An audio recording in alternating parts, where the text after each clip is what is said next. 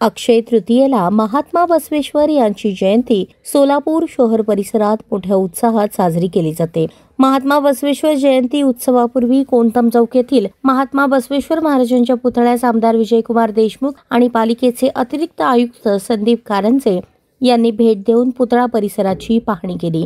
सध्या पालिका प्रशासनाकडून पुतळा परिसरात सुशोभीकरणाचे काम चालू आहे, ते त्वरित पूर्ण करावे। पुतळ्याच्या परिसरात लाईट बसवावेत, रंगरंगोटी करून घ्यावी आणि अक्षय तृतीयेपूर्वी पुतळा परिसर स्वच्छ करण्यासाठी पालिका प्रशासनाकडून योग्य ती खबरदारी घेतली जावी, अशा सूचना यावेळी आमदार विजयकुमार देशमुख यांनी अतिरिक्त आयुक्त संदीप कारंजे यांना दिल्या।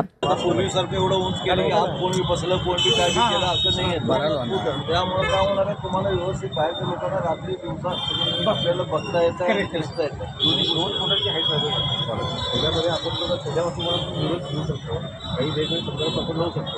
तुम्ही सांगायला लावून ते एका डिझाईन चेंज केलेलं आहे, जर एका बघायला बोलवले आणि केले हे काम करा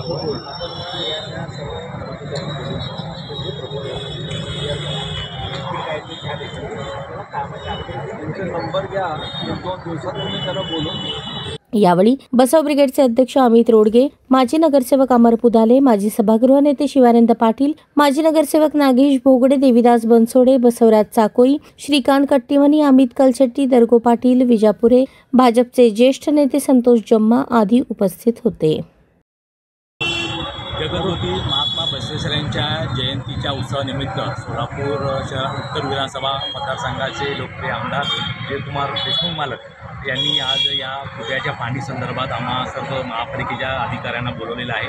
त्यामध्ये पुतळ्याच्या बाबतीत आणि या परिसराच्या बाबतीत ज्या आवश्यक त्या सुधारणा आहेत त्या करण्याबाबत त्यांनी आता मला या ठिकाणी सूचना दिलेल्या आहेत। आता आपल्या या जयंतीच्या अनुषंगाने ज्या मुख्य गोष्टी या ठिकाणी करायच्या आहेत त्या बाबतीत मी आता आमदार महोदयांना ती सगळी माहिती दिलेली आहे।